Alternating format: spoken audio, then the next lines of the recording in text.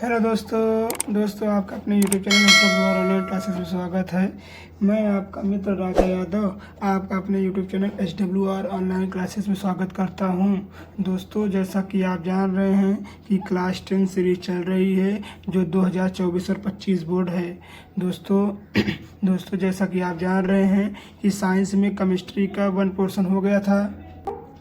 Science में chemistry का chapter number 1 हो गया है। दोस्तों, अगर आप नहीं देखे हैं तो प्लीज़ वीडियो प्ले लिस्ट में पड़ी है, आप अवश्य जाकर देख लें। दोस्तों, जैसा कि आप जानते हैं दूसरा चैप्टर चल रहा है साइंस के केमिस्ट्री पोर्शन में, जो कि पहला वीडियो नंबर 1 अगर आप नहीं देखे हैं तो आप उसे जाकर अवश्य देख लें। दोस्तों, ये है वीडियो नंबर 2 है। हो सकता है जहाँ तक कि ये आज चैप्टर का लास्ट वीडियो हो, ये चैप्टर का last video acid base and salt. दोस्तों, ये बैच 2024 और 25 का है। तक आप जान रहे हैं जैसा कि आप जान रहे हैं दोस्तों यह क्लास 10 साइंस का केमिस्ट्री पोर्शन चल रहा है। कौन सा पोर्शन चल रहा है दोस्तों? तो यह साइंस का केमिस्ट्री पोर्शन चल रहा है जो कि चैप्टर 2 है। और इसका वीडियो नंबर कौन सा दोस्तों? तो वीडियो नंबर भी 2 है। वीडियो नंबर 1 अगर आप नहीं देखे हैं तो प्लीज़ प्ले लिस्ट में वीडियो पड़ा हुआ है, प्ले लिस्ट में वीडियो जाकर अवश्य देख लें। दोस्तों ये चैप्टर 2 दूसरा है जो एसिड बेस एंड सॉल्ट, यानी हम कह सकते हैं अम्ल, क्षार तथा लवण है। कैसा है दोस्तों? अम्ल, क्षार तथा लवण है। दोस्तों, यह 2024 और 25 बैच है। कैसा बैच है दोस्तों? 24 और 25 बैच है। यह बिल्कुल आपको फ्री में पढ़ाया जाएगा। कैसे पढ़ाया जाएगा दोस्तों? यह आपको बिल्कुल फ्री में पढ़ाया जाएगा दोस्तों। 1 रुपये भी फीस नहीं ली जाएगी। दोस्तों, अगर आपको वीडियो अच्छा लग रहा हो तो प्लीज़ वीडियो को लाइक करें और चैनल को सब्सक्राइब करना ना भूलें।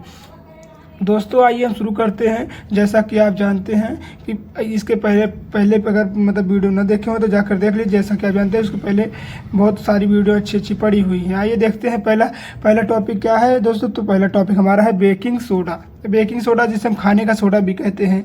तो बेकिंग सोडा का फार्मूला होता है दोस्तों NaHCO3। क्या होता है दोस्तों? NaHCO3 होता है। अर्थात हम कह सकते हैं कि बेकिंग सोडा को सोडियम बाइकार्बोनेट या सोडियम बाइकार्बोनेट या सोडियम हाइड्रोजन कार्बोनेट जिसका सूत्र होता है NaHCO3। क्या होता है दोस्तों? NaHCO3 भी कहते हैं। आइए इसका दूसरा पॉइंट देखते हैं। दूसरा पॉइंट क्या होता है दोस्तों? तो कह रहा है इसे खाद एवं पदार्थों में मिलाकर गर्म करने पर, खाद्य पदार्थों में जब इसको मिलाएंगे और गर्म करेंगे तो कार्बन डाइऑक्साइड, कैसी गैस दोस्तों? तो कार्बन डाइऑक्साइड गैस बुलबुले के रूप में बाहर आती है। कैसे रूप में बाहर आती है? तो बुदबुदाहट आती है दोस्तों। जब आप इसे खाने की चीज़ मिलाकर कार्बन मिला देते हैं तो उसके बाद जब दोस्तों मिलाएंगे इसमें, तो जब इसका मिलाएंगे और गर्म करेंगे दोस्तों तो कार्बन डाइऑक्साइड बुलबुले के रूप में बाहर आएंगी। अर्थात आप कह सकते हैं बुदबुदाहट के रूप में बाहर आएगी, बाहर निकलती है। इस प्रकार केक कह सकते हैं कि इस प्रकार केक जैसे पदार्थ, जैसे केक हो गया, जब पाव रोटी भी कह सकते हैं ना दोस्तों, पाव रोटी भी कह सकते हैं। तो कोई केक या पाव रोटी जैसे पदार्थ फूलकर हल्के हो जाते हैं। कैसे हो जाते हैं दोस्तों? तो यह हल्के हो जाते हैं। आइए देखते हैं। जैसे मान लीजिए जैसे हमारे पास है नमक, NaCl हो गया, और NH3 क्या है दोस्तों? इसका सूत्र जरूर बताएं। और हमारे पास जल हो गया और कार्बन डाइऑक्साइड हो गया। जब इसका हम मिक्सर करेंगे, मिक्स करके क्या करेंगे दोस्तों? हम गर्म करेंगे। क्या करेंगे? जब हम इसको गर्म करेंगे तो हमारे पास क्या प्राप्त होगा दोस्तों? तो NaHCO3। तो हमारे पास क्या प्राप्त होगा दोस्तों? NaHCO3। क्या प्राप्त होगा दोस्तों? NaHCO3, यानी हम कह सकते हैं कि खाने का सोडा प्राप्त होगा। क्या दोस्तों क्या प्राप्त होगा? तो हमारे पास खाने का सोडा प्राप्त होगा। और NH4Cl गैस मुक्त होगी। दोस्तों, NH4Cl किसका सूत्र है? आप इसे कमेंट में बताना ना भूलें दोस्तों। अगर आप कमेंट बताते हैं तो हम आपको कमेंट को लाइक जरूर करेंगे दोस्तों। आइए देखते हैं नेक्स्ट पॉइंट क्या है, पहले देख लेते हैं। दोस्तों आइए देखते हैं बनाने की विधि। क्या देखते हैं दोस्तों, आइए देखते हैं हम बनाने की विधि। क्या देखते हैं दोस्तों, बनाने की विधि। पहला पॉइंट आइए देखते हैं। कह रहा है सांद्र NaCl में अमोनिया तथा कार्बन डाइऑक्साइड सूत्र क्या होता है दोस्तों, CO2 होता है। जैसा कि आप जानते ही हैं कार्बन डाइऑक्साइड होता है। तो कार्बन डाइऑक्साइड प्रवाहित करने पर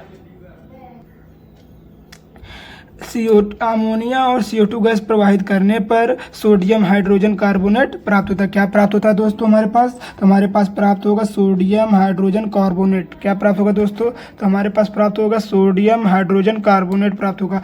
आइए इसको हम देखते हैं, मतलब सूत्र के माध्यम से कह सकते हैं कि हम रिएक्शन के माध्यम से देखते हैं। तो जैसे हम जानते हैं ये किसका सूत्र है दोस्तों, तो NaCl किसका हो गया, नमक। किसका हो गया दोस्तों, नमक हो गया। NH3 नमक और NH3 प्लस जल और CO2।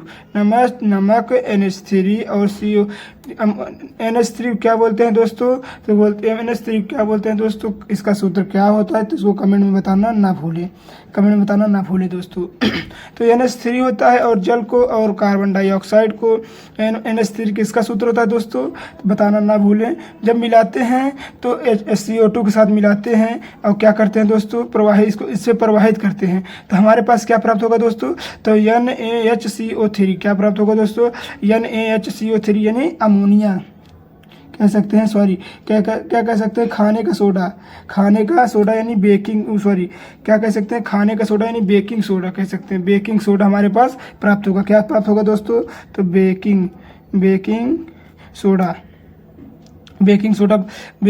प्राप्त होगा। NaCl4 प्राप्त होगा और NaHCO3 भी प्राप्त होगा।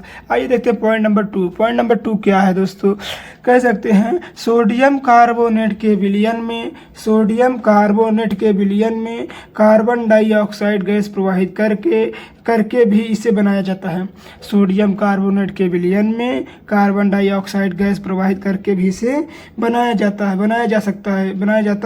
सकता है। आइए देखते हैं मिक्सो एग्जाम्पल के माध्यम से, कह सकते हैं रिएक्शन के माध्यम से। आइए देखते हैं। मान लीजिए हम लिए Na2CO3। क्या लिए दोस्तों, Na2CO3 लिए और जल लिए और क्या लिए दोस्तों, कार्बन डाइऑक्साइड। Na2CO3 किसका सूत्र होता था, तो ये होता है सोडियम कार्बोनेट। किसका होता है दोस्तों, तो कह सकते हैं इसका होता है सोडियम कार्बोनेट का सूत्र होता है। और ये जल का हो गया, ये कार्बन डाइऑक्साइड का हो गया। जब मतलब ये तीनों विलयन का गैस प्रवाहित करके जब तीनों विलयन को मिलाएंगे तो हमारे पास क्या प्राप्त होगा दोस्तों, तो हमारे पास क्या प्राप्त होगा, तो हमारे पास प्राप्त होगा अमोनिया। क्या प्राप्त होगा, अमोनिया प्राप्त होगा। आइए देखते हैं दोस्तों नेक्स्ट पॉइंट क्या है। नेक्स्ट पॉइंट हमारे पास है दोस्तों खाने के सोडा के बनाने की विधि है। क्या है दोस्तों, तो खाने के सोडा के बनाने की विधि है। आइए देखते हैं, पहले एक पॉइंट करके सभी पॉइंट को कवर करते हैं। कह सकते हैं यह सफ़ेद क्रिस्टली पदार्थ है। कैसा पदार्थ है, तो यह सफ़ेद क्रिस्टली पदार्थ है।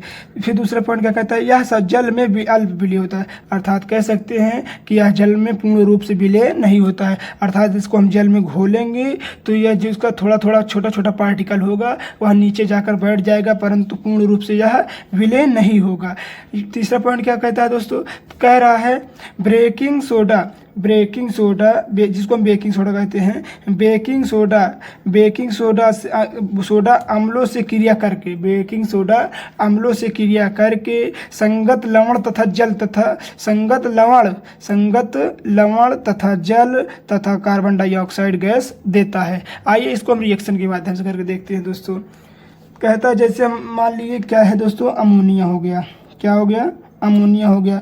ये हाइड्रोक्लोराइड हो गया, जिसको बोलते हैं HCl। क्या हो, हाइड्रोजन क्लोराइड हो गया, हाइड्रोक्लोराइड हो गया। जब इसको हम क्रिया कराएंगे तो हमारे पास क्या प्राप्त होगा, जल प्राप्त होगा। कह रहा है ना दोस्तों, यह देखिए जल प्राप्त हो रहा है। फिर हमारे पास क्या प्राप्त होगा दोस्तों, तो ये नमक प्राप्त होगा। नमक बोल सकते हैं तो संगत लवण जिसको बोलते हैं, लवण प्राप्त होगा।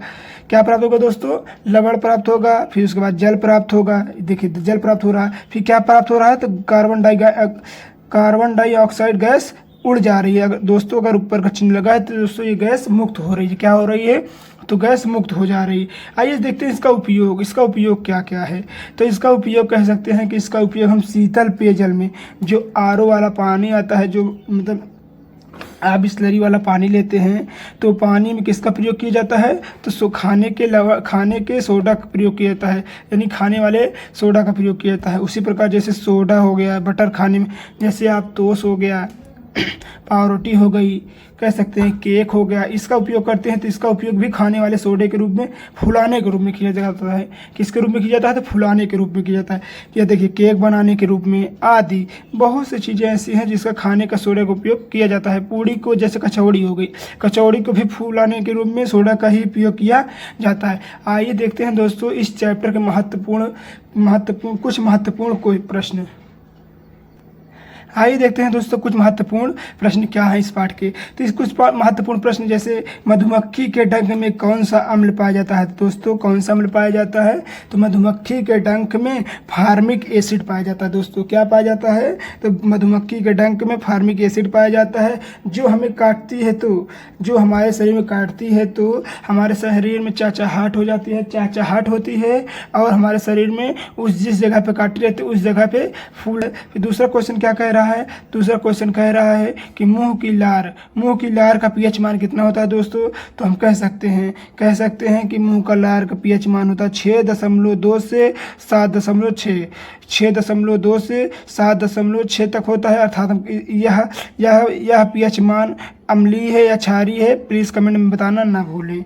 यह पीएच मान अम्लीय है या क्षारीय है, प्लीज़ इसे कमेंट में बताना ना भूलें। आइए देखते हैं क्वेश्चन नंबर 3। क्वेश्चन नंबर 3 क्या है दोस्तों, तो क्वेश्चन नंबर 3 है कि ऐसा विलयन जो नीले लिटमस पेपर को लाल कर देता है, ऐसा विलयन जो नीले लिटमस पेपर को लाल कर देता है, उसका पीएच मान बताओ। क्या बताओ दोस्तों, तो उसका पीएच मान बताओ।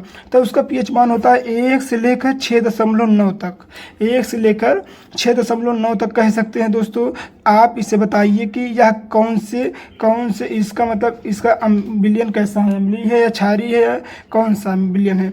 आइए देखते हैं क्वेश्चन नंबर 4। क्वेश्चन नंबर 4 क्या है, कह रहा है कि हमारे उदर में कौन सा अम्ल होता है। हमारे उदर में, यानी हम कह सकते हैं हमारे आमाशय में कौन सा अम्ल होता है। तो दोस्तों तो हमारे आमाशय में HCl अम्ल होता है। कैसा अम्ल होता है, HCl अम्ल होता है। उसी प्रकार आइए देखते हैं क्वेश्चन नंबर 5। क्वेश्चन नंबर 5 क्या कह रहा है, तो कह रहा है दांत साफ करने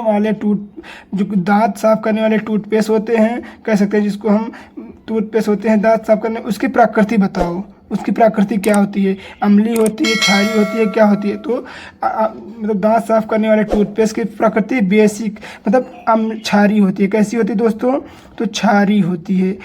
दांत साफ करने वाले टूथपेस्ट की प्रकृति क्षारीय होती है। कैसी होती है दोस्तों, तो दांत साफ करने वाले टूथपेस्ट की प्रकृति क्षारीय होती है। दोस्तों अगर आप इस चैनल पर नए हों तो प्लीज़ चैनल को सब्सक्राइब करना ना भूलें और वीडियो को लाइक अवश्य करें। धन्यवाद दोस्तों।